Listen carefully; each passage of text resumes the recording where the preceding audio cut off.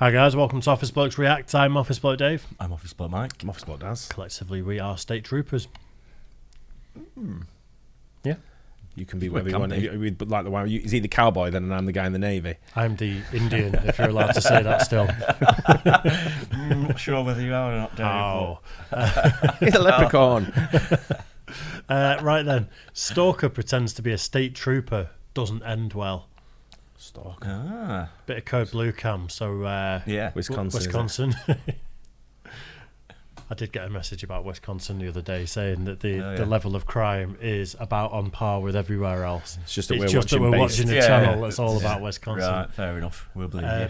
I presume someone's phoned the police on a stalker, and when the cops turn up, the guy says, "I'm a state trooper." I would guess to so. the cops to try and get away with it. Do they have plainclothes state troopers though? I always the state troopers I've always seen are always in uniform. Yeah, they always look like almost like Canadian Mountie, sort of like looking in blue. That's what I was imagining. Yeah. But unless he's got a dressing up sort of like. When I lived in the USA, I never really sort of like had a complex about the police in any way, especially the local police. I kind of like engage with them sort of thing quite regularly. Yeah. I knew quite a few cops as well because I played in the football league and everyone played football and then played American football as well, and a lot of cops were in that as well. The coach on our team was a cop, sort of thing. So he had brought all his mates down, so you knew quite a lot. Yeah, but state troopers. We had one league we played in, one team was just full of state troopers, and they were arseholes. No, were they? They were nasty, nasty bastards. And I'm like, is this how you are at work? Yeah, and they just stare at you. Yeah, and like they couldn't take a joke, dead serious. And I'm like, ooh, I hope I don't come across any of these ever. Whenever I've seen them on stuff like this, I always imagine that they're the kind of buzz cut, ex-military, squared away. I'm not sure about ex-military. I think wannabe military, as opposed to ex-military. Right. Yeah, that was kind of the impression I got from these. Like these were New Jersey state troopers, right? And I don't know if they've got a worse reputation than others, sort of thing. But the ones in New Jersey, the ones I knew, I was like, geez, proper serious. Oh, are they? Yeah. Probably all on the mafia books in New Jersey, aren't they? Because he got this. I told the story before. You used to get a PBA card, a Police Benevolent Association card. Cops, if you knew cops, they'd give you one. Like you get out of jail free. And give a guy just threw it away. Don't think so. Nice. Well, let's check this out then. Stalker pretends to be a state trooper. Doesn't end well. Let's do it. Turn the volume down first. Yeah. In Tavernier, Florida, an extraordinary tale emerges as a woman's ex-boyfriend employs cunning tactics in pursuit of his desires. Law enforcement's riveting investigation leads to a dramatic confrontation, exposing the astonishing extent to which some will defy the law. In early March 2022, a female reported her ex-boyfriend was violating a restraining order that forbade him from making any contact with her in Tavernier, Florida. The ex-boyfriend was identified as a 36-year-old named Claude. The female victim stated Claude was served with a final judgment for protection against domestic violence in jail. Not one to call out names, but you're not dating anyone called Claude. No, it's a big no. Not unless it's Monet, the artist. Yeah. I think that's his surname. Yeah. If you live in Germany, it's probably acceptable. I'm not sure. How many Claudes do you think there are in America? I think it's French. Claude. Is it French? I think it's a French name. You're just thinking of Jean-Claude Van Damme. He's Belgian. Is he? Yeah. It's just blowing my mind today. He's a French-Belgian. He's a French-Belgian Canadian. Yeah. I'd say it was French Claude. I'd say definitely. French, yeah. I would. Claude, yeah. Without doubt. You're probably right. I don't know anyone called Claude. No, me neither. No one. No. Dave? No. He does really, doesn't he? He definitely knows someone called. What's your dad called? What's your middle name again? It is close, isn't it? I plead the fifth. It's not close. If I say this fast, Dave Claude. Nah. In it? Yeah. Not one bit. It is. January 2022, prohibiting Claude from contacting her, either directly or indirectly. Since the restraining order was served, an investigation revealed that he had been disregarding it by making numerous calls, sending texts, and mailing USB devices containing messages to the female. Additionally, he was using a phone application that altered the display number, effectively concealing his true identity when making contact. But first, let's take a second to hear from today's... You do not plug a random USB into your computer that got delivered through the post, do you? No, do you know what? Not at all. I think you do. I think you want to know what's on it. I wouldn't. Not in a million years. I bet you would. No. I 100% bet you would. I would not. If an envelope just I'd get bring it posted in through here. I was going to say I would. I was going to bring it in here, like you open it. That's what I'd do. Check this file for me. I think you definitely would open it. No chance. Because you don't know what's on it. Yeah, ransomware. You might think, I need to see this, what's on this. Yeah. It's been delivered directly to you. It's got Dave Claude on the envelope. Dreadful. And then you're thinking, oh, what it is? And you open it, it's a USB, you're thinking, what's on it? You've got to look. The only way I'd open it is if I got an old shit laptop that I didn't care about that isn't connected to the internet, put it in that and saw whatever was on it, and then if it bricks it or if it's whatever it is, you just destroy it. Yeah. But no way would I put it in a decent, like, something I use every day. No, I think you're right there. No Same way. here. I'd be very, very sceptical about Who's it. sending you a USB stick? I've heard rumours that you just stick your USB everywhere anyway, don't it? No, I think it's upside down. Twist it around. I think you do look at it. Let us know in the comments if you. I think you do. Yeah. I think you've got to, because you don't know what's on it. Yeah. I think most people would be on mine and Mike's side on this one, personally. Yeah. Well, I'm thinking you might think, what's on that someone's mailed it to me, that they've got something evidence on me. Let us know. Evidence of what? I don't know. I haven't done anything wrong, so nothing for me. After some time, the female victim reached out to the Monroe County Sheriff's Office and submitted a collection of mails, voice recordings, and videos that demonstrated Claude's continuous attempts to contact her. These pieces of evidence depicted him trying to persuade the female to withdraw the restraining order against him. Notably, in one of the calls, Claude went to the extent of using a robot voice in an effort to conceal his identity. However, that didn't quite work. In late March 2022, the Sheriff's Office dispatch received a call on its non-emergency line from an individual claiming to be an off-duty New York State trooper who reported a possibly intoxicated driver driving recklessly. Sheriff's Office, this is Ashley. I'm a state trooper from another state. I'm reporting a drunk driver driving northbound on overseas highway. Like, this person's very drunk. Okay. Like, give me the description of the vehicle. It's a white truck. Do you know what type of truck, what make? I'm trying to stay away, but this person's really drunk. It's a white Toyota. And what are they doing? Just failure to maintain lane? Yeah, they're swerving everywhere. Okay. What's your last name? Tony. And your first name? Zachary. Yeah, I'm still behind it, and they're swerving really bad. I'm not even kidding. All right. You got a cop over here? There's somebody else dispatching that information out. Okay. Yeah, she's wicked. There's no reason to pretend you're a state trooper there, is there? No, you could be a randomer off the street, just phone Crime Stoppers or whatever. Yeah, but I think it's more if you say you're a trooper from another state, it's more valid, isn't it? Sort of thing. If they're like, I'm a cop. Oh, so they won't know them, sort of thing, but be on their books, so to speak. Like, well, it's a cop calling it, isn't it? I'm a cop. I'm just saying it's someone here. But if you're a randomer, they'd be like, well, what makes you think she's drunk? If you're a cop calling it as a randomer. I'd imagine there's a way cops talk when they're reporting a crime, though. It's probably similar to when they're on the radio. Yeah, I've got a 249. Yeah. It's all code. Yeah. Caucasian female, swerving, blah, blah, blah. Not just, I've got this girl driving. Imagine the 911 caller sounded like she's just woke up. I was going to say, she's not exactly full of life, is she? I'm telling you right now, this person is wicked drunk. Oh, my God. While the alleged drunk driver was passing deputies on routine patrol, they noticed the reported vehicle being closely followed by a white vehicle, which then pulled over to the shoulder. Shortly afterward, Claude emerged from the driver's seat and dashed towards the deputy's patrol car. He made the claim that his ex-girlfriend was driving while intoxicated and promptly asked the deputies not to inform her about his call or conversation with them. Deputies soon conducted a traffic stop on Claude's ex-girlfriend and had her undergo standardized field sobriety tests.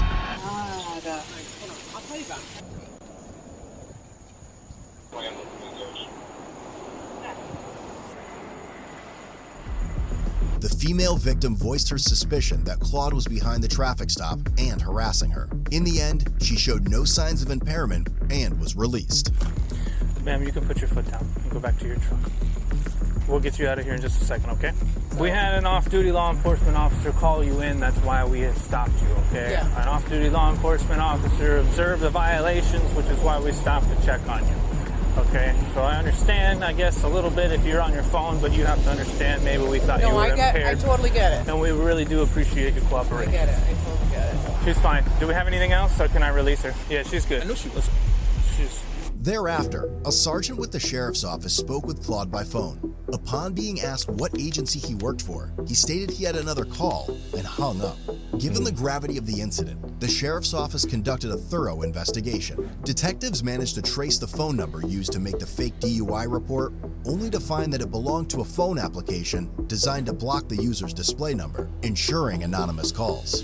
Despite this obstacle, the detectives persisted in their investigation. In due course, the detectives successfully acquired records from the phone application company, revealing the 911 call made from Claude's account with the company. Furthermore, they reached...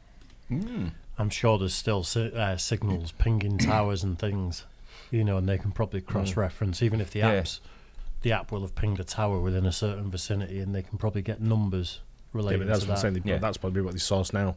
Yeah. Probably couldn't get them before, because it probably just shows the app.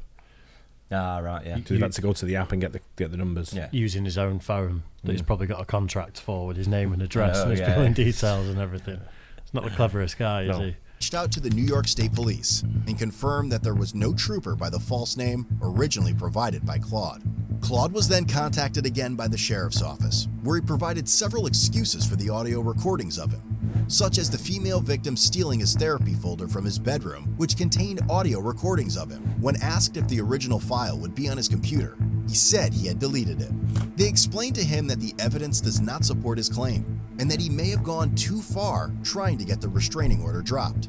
At the end of March 2022, a warrant was obtained for Claude's arrest due to him violating the restraining order, and he eventually turned himself in. During the subsequent interview, Claude evaded answering questions by asserting that he was the victim, claiming that his ex-girlfriend had abused him for years, and stating that he was fearful and dealing with PTSD. When the investigators played the 911 recording, in which he falsely portrayed himself as an off-duty state trooper, Claude denied making the call. Although he admitted knowing the person responsible for the call, he refused to disclose that information. He was shortly released on a surety bond. Following further investigation in late June 2022, another arrest warrant was issued for Claude, this time for the offense of impersonating a police officer. On July 11, 2022, Claude reached out to the sheriff's office and arranged to meet at a designated location in order to turn himself in on the warrant. The return says warrant for impersonating an official, and then also a protection order. Who's the one that put out the warrant? MCSO? Us? Detective O'Neill. I don't know what it's for or why, but that doesn't sound good. What's the warrant for? Impersonating an official. Okay, for what? What'd you do? My cousin and I called the cops on her for following me, stalking me out with a current restraining order, and she was drunk, and they came and let her go, drunk, and literally escorted her into her building. So how does that fall into you impersonating an official? Because my cousin called, my whole entire family's cops, right? Like literally everybody but me. My cousin was with me in the car on vacation. This is how it went down. I was driving, pull out of the Big Chill every day like clockwork. You can bet your ass she's gonna know where I am. In fact, she tells O'Neill where I am, finds me at my job, and then tells him, and then he comes to talk to me. And I've been on my best behavior. I pull out, and she cuts me off, and probably so drunk didn't even know it was me. Drives into the mangroves, and then back onto the highway, and she's an alcoholic. Without crashing? Dude, she is a complete alcoholic, but like without crashing, swerving, you know, driving like off the side of the road. So my cousin's like, dude, call. Why would you not call? She's called the cops like 80 times when she's trying to steal your house. I said, you call.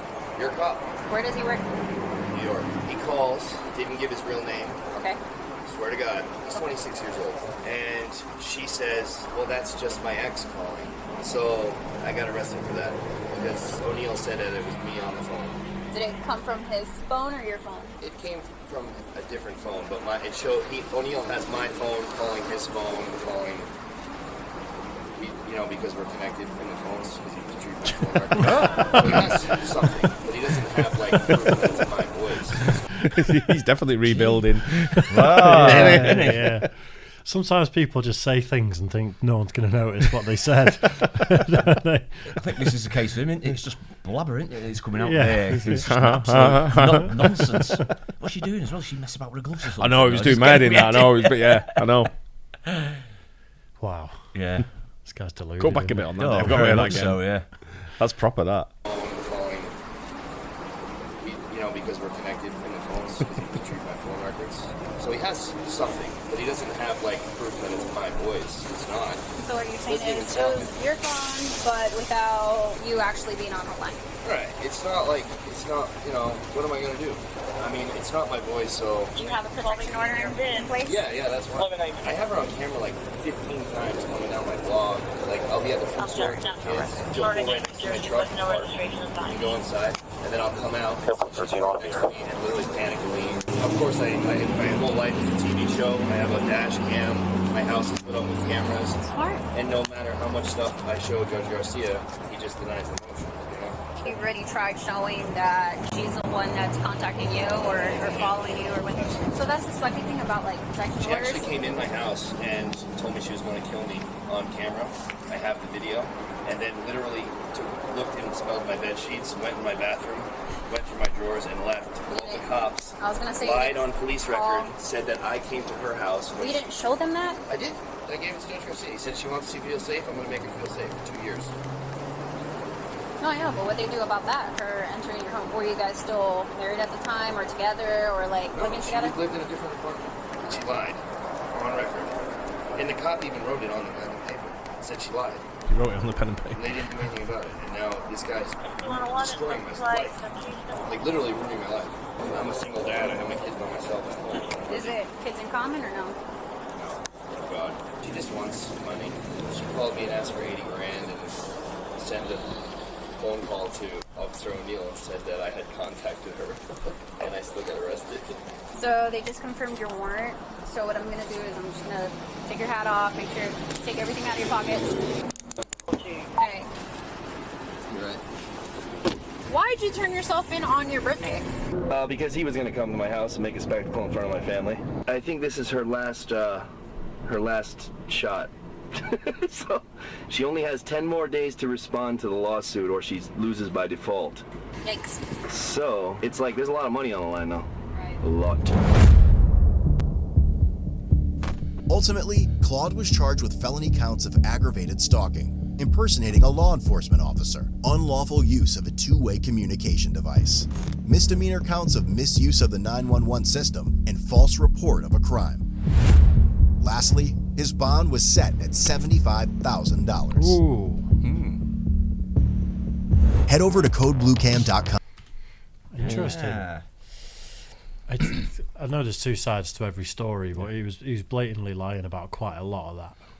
I think maybe some things have happened that weren't so good. Yeah. Both ways, potentially. But the restraining order was on him, wasn't it? Yeah. Is that correct? Yeah. He just seems a bit deluded, and the way he was talking there, he was so evasive and not actually saying anything. And he's got kids, not to her, but to another woman. Yeah. He's got full access to the kids, he said. But at the same time, why don't people just walk away? When it's over, just say bye, and then done.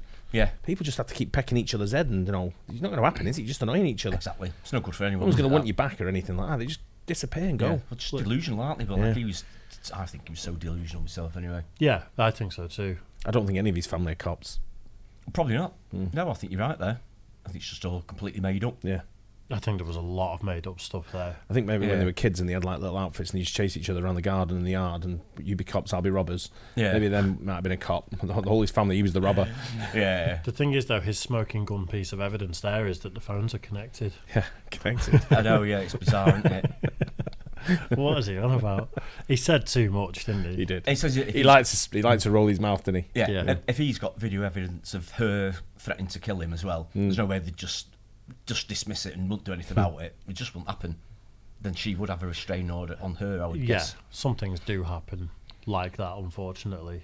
Yeah. So I'm not going to say unequivocally, if that's the word, what happened, because that can happen, especially in divorces and if there's kids involved and all that. Yeah, there's no stuff. kids because he said, "Thank God, not with her." Yeah, he said kids with someone else. Yeah. But were they married or was it his ex-girlfriend? He didn't say, did he? No, he said. Yeah.